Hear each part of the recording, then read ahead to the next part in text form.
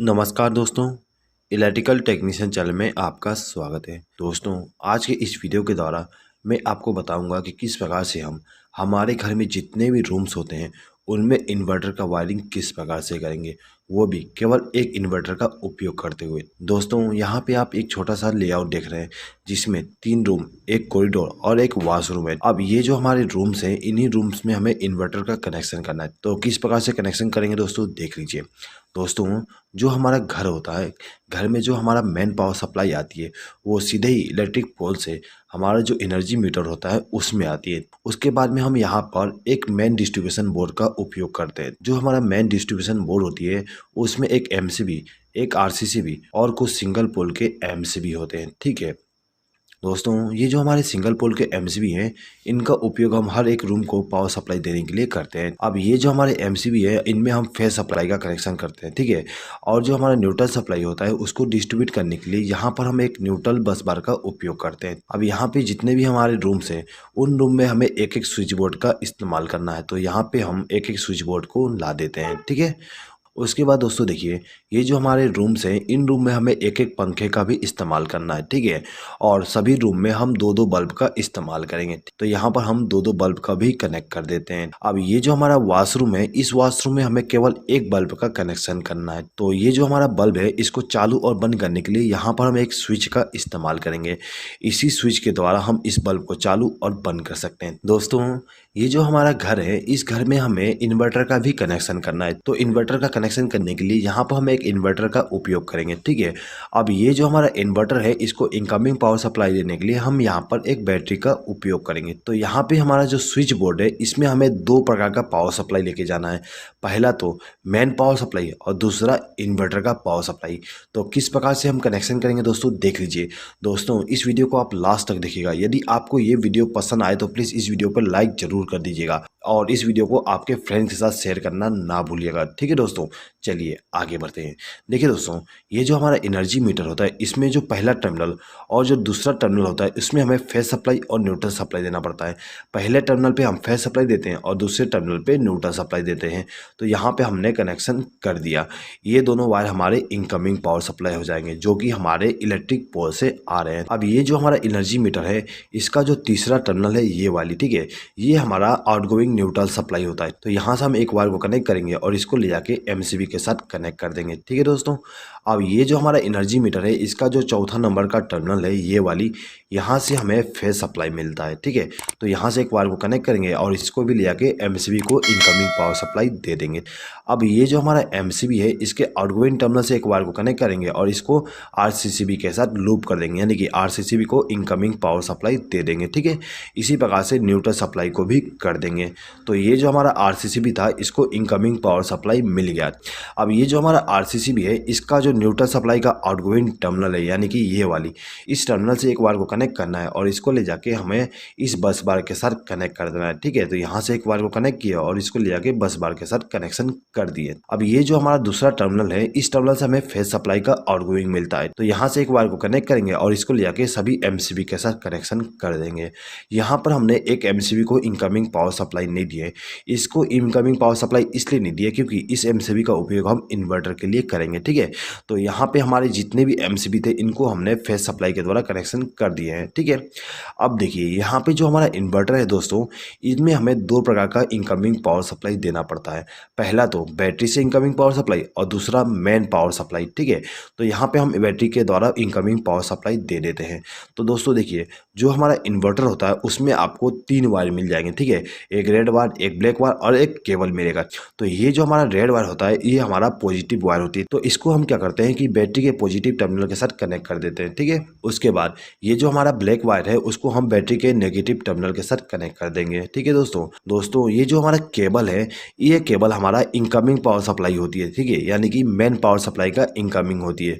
दोस्तों, इस केबल को हमें इस सॉकेट के द्वारा पावर सप्लाई देना है। तो इसके लिए हम क्या करेंगे, यहाँ पर एक 3 पिन प्लग टॉप का इस्तेमाल करेंगे। अब ये जो हमारा केबल है यहाँ से एक वायर को कनेक्ट करेंगे और इसको ले जाके प्लग टॉप के साथ कनेक्ट कर देंगे। दोस्तों, यहाँ पे मैंने प्लग टॉप का कनेक्शन को एक्सप्लेन नहीं किया हूँ। मुझे उम्मीद है कि आपको प्लग टॉप का कनेक्शन आता ही होगा। ठीक है, चलिए आगे बढ़ते हैं। दोस्तों देखिए, ये जो हमारा इन्वर्टर था इसको हमने इनकमिंग पावर सप्लाई दे दी है बैटरी के द्वारा और मेन पावर सप्लाई के द्वारा। अब ये जो हमारा इन्वर्टर है इसके आउटगोइंग पावर सप्लाई लेना है, तो आउटगोइंग पावर सप्लाई लेने के लिए यहाँ पर हम 3 पिन प्लग टॉप का इस्तेमाल करेंगे। दोस्तों एक चीज हमेशा याद रखिएगा, हम इन्वर्टर से केवल फेज सप्लाई का आउटगोइंग लेते हैं, ठीक है, न्यूट्रल सप्लाई का आउटगोइंग का इस्तेमाल नहीं करते हैं। हमारा जो मेन पावर सप्लाई का जो न्यूट्रल सप्लाई है वही काम आ जाएगा आपको इन्वर्टर के कंडीशन में भी। तो हम क्या करेंगे कि ये जो हमारा प्लग टॉप है इसका जो दाहिना पिन है यानी कि ये वाली, इस पिन से एक बार को कनेक्ट करेंगे और इसको ले जाके हमारा जो ये इन्वर्टर वाली एमसीबी है इसके साथ कनेक्ट कर देंगे। तो ये जो हमारा एमसीबी था इसको इनकमिंग पावर सप्लाई मिल गया। अब हमें इन सभी स्विच बोर्ड में कनेक्शन करना है। दोस्तों ये जो हमारा स्विच बोर्ड है इसमें हमें 2 प्रकार का पावर सप्लाई लेके जाना है, एक तो मेन पावर सप्लाई, दूसरा इन्वर्टर के द्वारा। तो किस प्रकार से वायरिंग करेंगे दोस्तों देख लीजिए। दोस्तों वायरिंग करने से पहले यहाँ पे हम डिसाइड कर लेते हैं कि किस इलेक्ट्रिकल इक्विपमेंट को हमें नॉर्मल पावर सप्लाई से चलाना है और किसको इन्वर्टर के द्वारा, ठीक है।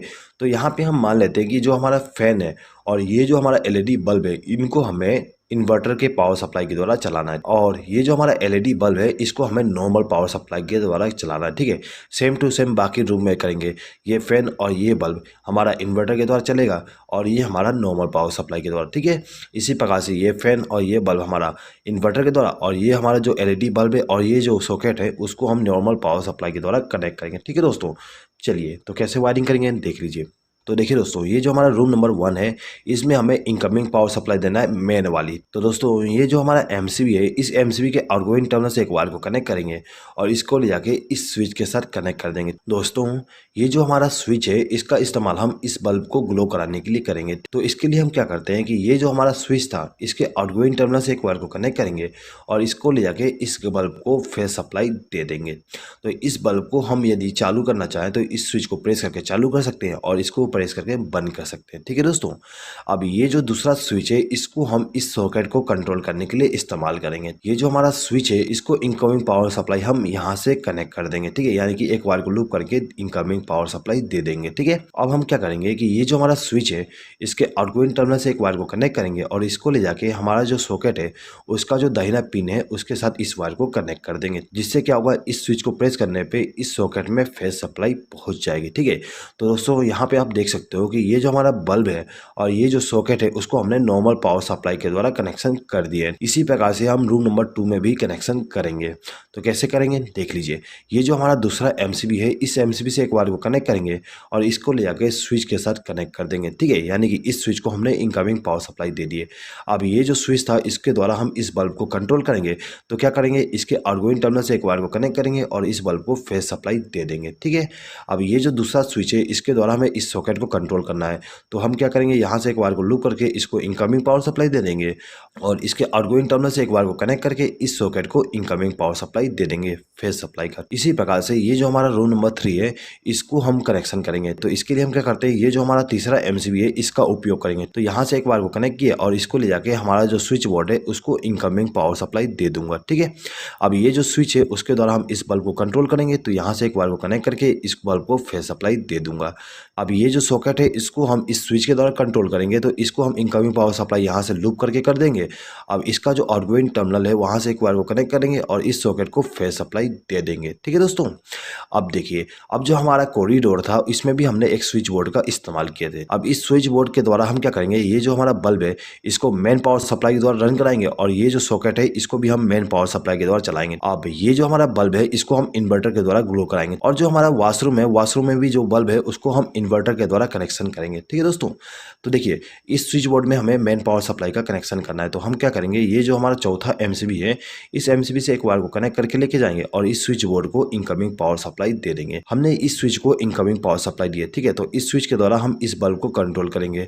तो इस स्विच के आउटगोइंग टर्मिनल से एक वायर को कनेक्ट करेंगे और इस बल्ब को इनकमिंग पावर सप्लाई दे देंगे। अब ये जो दूसरा स्विच है इस स्विच का उपयोग हम इस सॉकेट के लिए करेंगे।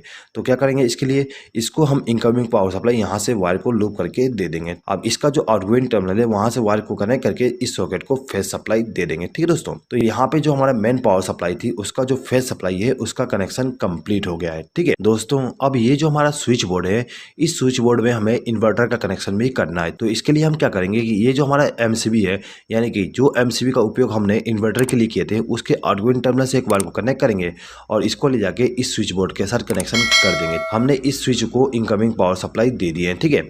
अब ये जो स्विच है इसका उपयोग हम इस फैन के लिए करेंगे। अब ये जो फैन है इसके स्पीड को कंट्रोल करने के लिए यहाँ पे रेगुलेटर का उपयोग किया गया है। तो हम क्या करेंगे, इस स्विच के आउटगोइंग टर्मिनल से एक वायर को कनेक्ट करेंगे और इस रेगुलेटर को इनकमिंग पावर सप्लाई दे देंगे। अब ये जो हमारा रेगुलेटर है इसका जो आउटगोइंग टर्मिनल है उस टर्मिनल से एक वायर को कनेक्ट करेंगे और इसको ले जाके फैन को फेस सप्लाई दे देंगे। तो ये जो हमारा फैन था इसको इनकमिंग पावर सप्लाई मिल गया इन्वर्टर के द्वारा, ठीक है। अब इस बल्ब को भी हमें इन्वर्टर के द्वारा कंट्रोल करना है। तो हम क्या करेंगे कि इस बल्ब का कनेक्शन हम इस स्विच के द्वारा करेंगे, ठीक है। तो इस स्विच को इनकमिंग पावर सप्लाई देने के लिए यहाँ से एक वायर को लूप करके इस स्विच को इनकमिंग पावर सप्लाई दे देंगे। उसके बाद इसका जो आउटगोइंग टर्मिनल है वहाँ से एक वायर को कनेक्ट करके इस बल्ब को इनकमिंग पावर सप्लाई दे देंगे। दोस्तों अब ये जो हमारा रूम नंबर 3 है इसका कनेक्शन करना है। तो इसका कनेक्शन करने के लिए हम क्या करेंगे, यहाँ से एक वायर को कनेक्ट करके इस रूम नंबर 3 के जो स्विच बोर्ड है उसको इनकमिंग पावर सप्लाई दे देंगे। अब ये जो स्विच है इसको कंट्रोलिंग हम इस फैन के लिए करेंगे। तो क्या करेंगे, यहाँ से एक वायर को लूप करेंगे और इस रेगुलेटर को इनकमिंग पावर सप्लाई दे देंगे। अब ये जो हमारा रेगुलेटर है इसके आउटगोइंग टर्मिनल से एक वायर को कनेक्ट करेंगे और इसको ले जाके हमारा जो फैन है उसको इनकमिंग पावर सप्लाई दे देंगे, ठीक है। अब ये जो दूसरा स्विच है इसके द्वारा हम इस बल्ब को कंट्रोल करेंगे। तो इस स्विच को हम इनकमिंग पावर सप्लाई यहाँ से लूप करके दे देंगे और इसका जो आउटगोइंग टर्मिनल है वहाँ से एक वायर को कनेक्ट करके इस बल्ब को इनकमिंग पावर सप्लाई दे देंगे, ठीक है दोस्तों। तो यहाँ पे हमारा रूम नंबर 3 का कनेक्शन कंप्लीट हो गया।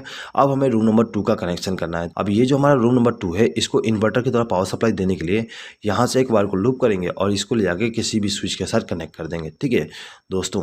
ये जो हमारा स्विच है इसका उपयोग हम इस फैन के लिए करेंगे, ठीक है। तो इसका कनेक्शन भी कर देते हैं, सेम टू सेम कनेक्शन करेंगे। तो यहाँ पे मैं एक्सप्लेनिंग करता हूँ, सिंपली कनेक्शन कर देता हूँ, ठीक है दोस्तों ये जो हमारा कॉरिडोर है इस कॉरिडोर में हमने जो स्विच बोर्ड इस्तेमाल किए थे इसमें भी हमें इन्वर्टर का पावर सप्लाई देना है। तो हम क्या करेंगे, यहाँ से एक बार को लूप करेंगे और इसको ले जाके इस स्विच के साथ कनेक्शन कर देंगे। अब ये जो हमारा स्विच है इसका उपयोग हम इस बल्ब के लिए करेंगे, ठीक है। तो इसका जो आउटगोइंग टर्मिनल है वहाँ से एक बार को कनेक्ट करेंगे और इस बल्ब को फेस सप्लाई दे देंगे, ठीक है दोस्तों। अब देखिए दोस्तों ये जो हमारा बल्ब है इसको भी हमें इन्वर्टर के द्वारा ग्लो कराना है। तो इसके लिए हम क्या करेंगे, यहाँ से एक बार को लूप करके लेके जाएंगे और ये जो हमारा स्विच था उसको इनकमिंग पावर सप्लाई दे देंगे।